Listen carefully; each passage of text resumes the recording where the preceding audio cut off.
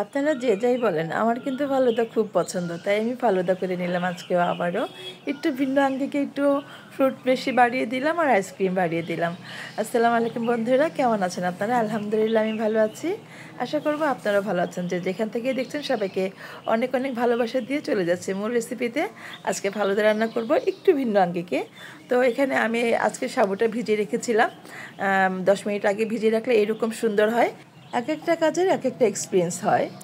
তো আমি গরম পানিতে সেই ভিজানো সাবুদানাটা দিয়ে দিলাম। আর এটা না খুব দ্রুত সিদ্ধ হয়। আমি এর আগে কুসুম গরম পানিতে দিয়েছিলাম, কিন্তু ভেজানোটা দিয়ে দেখলাম যে এটা খুব দ্রুত সিদ্ধ হয় এবং বেশ বড় বড় হয়, খুব সুন্দর হয়। তো এটা আমি প্রায় 5-6 মিনিটের মতো জাল করার পরে এটা হয়ে গেছে, বেশিক্ষণ সময় লাগেনি। আর ভিজিয়ে না রাখলে 10 থেকে 12 মিনিট বা 11 মিনিট এইরকম সময় লাগে। হ্যাঁ, বা 10 মিনিট তো অবশ্যই লাগে, কিন্তু ভিজানোটা সময় কম লাগে, 5-7 মিনিটের মধ্যে হয়ে যায়। তো মোটামুটি দেখেন বলকও চলে আসছে, খুব সুন্দর হয়ে গেছে। এটা কিন্তু সিদ্ধ হতে সময় লাগে, আর ভিজিয়ে দিলে কিন্তু সিদ্ধ হতে দেখেন কত সুন্দর হয়েছে, খুব দ্রুত হয়ে গেল, সময় কম লাগে। তো আমার এটা জাল করা হয়ে গেছে। এদিকে আমি দুধটা জাল করে নিচ্ছি। দুধটাকেও ভালো করে জাল করে নিতে হবে।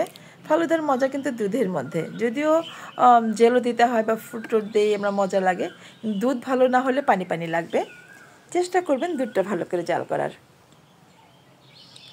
আমি দুধটাকে ভালো করে জাল করে নিয়ে এখানে চিনি দিয়ে দিলাম 1/2 কাপের মতো। চিনি জাতীয় জিনিসটা আসলে মিষ্টি না হলে ভালো লাগে না, কিন্তু বেশি একটা চিনি দিব না, যেহেতু ফ্রুট আছে এটার মধ্যে, জেলও আছে এটার মধ্যে। আমি 1/2 কাপের চেয়ে কম চিনি দিয়েছি এখানে।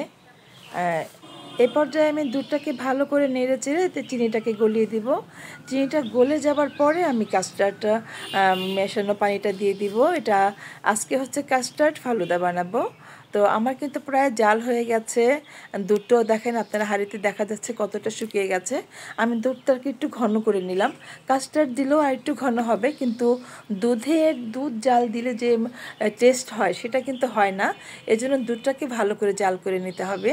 আমি দুধটাকে মোটামুটি ভালো করে জাল করে নিয়েছি। আমি এখানে 2 টেবিল চামচের মতো কাস্টার্ড পাউডার নিয়েছি আর 1/2 কাপ পানি নিয়েছি। এখানে এটা ভালো করে মিশিয়ে দিলাম। ভালো করে মিশিয়ে নেবেন যাতে ভিতরে কোনো লাম্পস না থাকে। 1 লিটার দুধকে প্রায় আমি 3 পোয়ার মতো করেছি, বা 750 গ্রামের মতো। আর এখানে 200 গ্রামের মতো পানি আছে। সব মিলিয়ে কিন্তু সেই 1 লিটারের মতোই হয়ে গেল, যার জন্য চিনিটাও কিন্তু 1/2 কাপ চিনিতে ঠিকঠাক মিষ্টি হবে। এখানে কিন্তু জেলো বানাতে চিনি ব্যবহার করেছি। সো যে সব কিছু মিলিয়ে কিন্তু ঠিকঠাক থাকবে, মিষ্টিটা ঠিকঠাক থাকলে কিন্তু ভালো লাগবে। বেশি হলেও ভালো লাগবে না, কম হলেও ভালো লাগবে না। আবার এটার মধ্যে তো আমি আইসক্রিম মিক্স করবো, সো সব কিছু ঠিক হয়ে যাবে। একটা বোলে ঢেলে নেব। দেখেন আমার এই দেখেন দেখাচ্ছি এটা কতটা ঘন হয়েছে, কত সুন্দর হয়েছে। কাস্টার্ড দিলে কিন্তু দুধের কালারটা অনেক সুন্দর লাগে, দেখতে ভালো লাগে, আর স্মেলটা ঘ্রাণটাও অনেক সুন্দর হয়। আমি তেজপাতাগুলো ফেলে দিলাম, এগুলো আসলে জাল ভালো করে হয়ে যাওয়ার পরে ফেলে দেওয়াটাই ভালো। তো দেখেন কত সুন্দর হয়েছে। আর এটা যখন রেখে দেবো ঢেলে, ফ্যানে শুকিয়ে নিব, ঠান্ডা করে নিব, ঠিক তখন অনেকটা থিকনেস বেড়ে যাবে, অনেক ভালো হবে।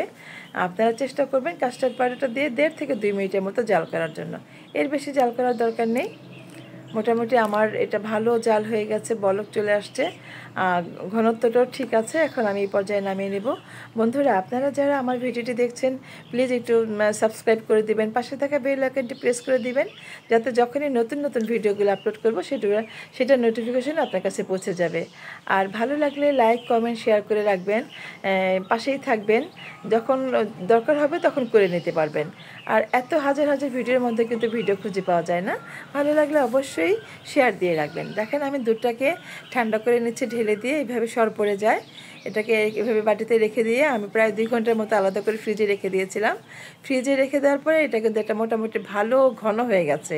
আর এখানে এই যে জেলোগুলো আমি আগেই বানিয়ে রেখেছিলাম, 2 কালারের জেলোটা আমি একসাথে মিলিয়ে নিলাম।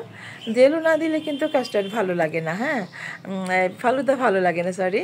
তো দেখেন 2 ঘন্টা পরে নামিয়ে নিলাম, কতটা ঘন হয়েছে, একেবারে মোটা করে সর বসে গিয়েছিল। এটা আমি চামচের সাহায্যে নেড়ে চেড়ে তারপরে আমি একটা বোলে ঢেলে নিলাম, যেটাতে আমি সব কিছু মেশাবো। এটা একটু বড় বোল, এই জন্য বোলটা আমি চেঞ্জ করে নিলাম। আর এখানে দিয়ে দিলাম সাবুগুলো। আমি কিন্তু হালকা করে পানি দিয়ে ধুয়ে এটা পানির মধ্যে একটু পানি দিয়ে ভিজিয়ে রেখেছিলাম, যার জন্য থিকনেসটা এরকম এসেছে। একেবারেই সাবুদানা কখনো এইভাবে রাখবে না, তাহলে একেবারে জমে যাবে, দলা পেকে যাবে। একটু পানি দিয়ে রাখলে এরকম একটা টেক্সচার আসবে, ভালো লাগবে, ঘন ঘন লাগবে, খুব সুন্দর হবে। এইভাবে দিয়ে আপনারা মিশিয়ে নেবেন। সাবুদানাটা আগে মিশিয়ে তারপরে আপনারা সব কিছু মেশাবেন। আমি ফ্রুটগুলো দিয়ে দিলাম। ফ্রুটগুলোকেও আমি আসলে রমজান মাস তো এগুলো সব কিছু করে রাখতে হয়, আগে থেকে কেটে রেখেছিলাম। তো সব কাজ একত্রে করা যায় না, আপনারা যদি একটু গুছিয়ে টিছিয়ে করেন না, তখন দেখবেন যে কাজগুলো সহজ মনে হয়। আমি এই ধরনের কাজ করলে যেগুলো আর একটু আগে করে রাখা যায়, সেটা আমি একটু আগে করে রাখি। করে রাখি একবারে মিক্স করে নিলাম। আধা ঘন্টা আগে আমি এগুলো রেডি করে রেখেছিলাম। এখন জাস্ট দুধটা ঠান্ডা হয়ে যাওয়ার পর মিশিয়ে নাও আর কি। সব কিছু মিশিয়ে নিলে একবারে ভালো করে মিশিয়ে নেবেন। অনেক মজা, অনেক টেস্ট। এটা আসলে এটার তুলনা হয় না। আমি আইসক্রিম দিয়ে দিলাম এখানে, আর দিয়ে দিলাম উপর থেকে আনার দানা। আইসক্রিমটা না দিলে না ভালো লাগে না, অনেক মজা লাগে আইসক্রিমটা দিলে। আপনারা খেয়ে দেখবেন। আইসক্রিম ছাড়াও যদি মনে করেন হাতের কাছে আইসক্রিম নেই, তাহলে আইসক্রিম খাওয়া ছাড়াও এটা খুব মজা হয়, খুবই টেস্টি হয়। আপনারা এইভাবে করে খেয়ে আমাকে বলেন কেমন হয়েছে। যারা করেন সবসময় তারা জানেন, আর যারা নতুন করেন তাদের জন্য যেন একটু সুবিধা হয়, কিভাবে করে রাখলে তাড়াতাড়ি হবে সেটুকু বলে দিলাম। সব কিছু আগে থেকে রেডি করে রাখতে পারেন, তারপর দুধটা ফ্রিজে রেখে দিলে ওইটা ঠান্ডা হওয়ার পর মিক্স করে নিলেন, ব্যাস হয়ে গেল। বেশি কিন্তু ঝামেলা কিছু না, কিন্তু খেতে অসম্ভব মজা, মন প্রাণ জুড়িয়ে যাবে। যদি ভালো হয়, ঠিকঠাক সব কিছু থাকে, তাহলে এর উপরে আসলে কোনো ডেজার্ট হতে পারে না। হ্যাঁ, অসম্ভব মজার। বিভিন্ন ফ্রুটের কম্বিনেশনে এটা যে একটা সুন্দর টেস্ট হয়, এই টেস্টটা আসলে ভোলার মতো না। তো আমি ফাইনালি এটা ঠান্ডা নিয়ে একটা গ্লাসে ঢেলে নিলাম। আমার এই ছোটো ছোটো গ্লাসগুলোতে ঢেলে নিয়ে সার্ভ করতে খুব ভালো লাগে। তো দেখেন আমি মোটামুটি এগুলো সব আমি আরও 2টা গ্লাসে ঢেলে নিয়েছি। গ্লাসে করে খেতেই ভালো লাগে এটা। এটা এটা আসলে চামচ লাগে না, এটা এইভাবেই খাওয়া যায়। হ্যাঁ, চুমুক দিয়ে খাওয়া যায়, খুবই খেতেও কিন্তু আরাম। চামচ ছাড়াই খাওয়া যায় গ্লাসে করে খেলে। তো আপনারা বন্ধুরা যারা ভিডিওটি দেখলেন, যাদের ভালো লাগলো, প্লিজ ভালো লাগলে অবশ্যই চ্যানেলের সাথেই থাকবেন, ভালোবাসা দিয়ে পাশে থাকবেন। দেখা হবে আবার নতুন কোনো রেসিপি নিয়ে। সে পর্যন্ত সবাই ভালো থাকেন, সবাইকে অনেক অনেক ধন্যবাদ। আল্লাহ হাফেজ।